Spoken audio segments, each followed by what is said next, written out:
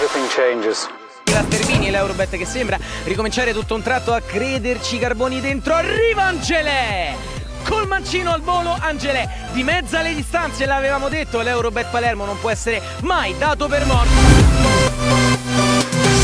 In modo diverso, occhio a Forcina.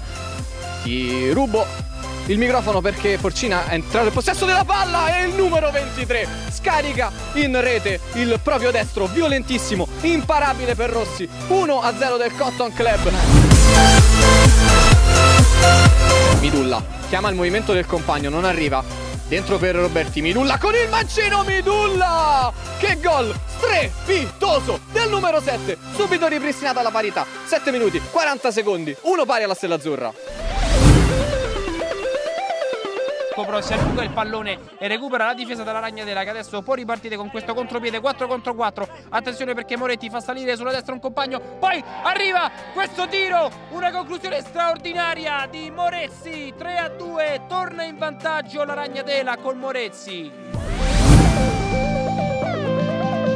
Fuori Galassi può controllare in qualche modo, poi Angelè, altri contrasti al limite della regolarità, stufa su assist di Marazzina, 2 passaggi al volo, stufa, l'avevamo detto qualche minuto fa, cala il poker, il checco dello scapicollo.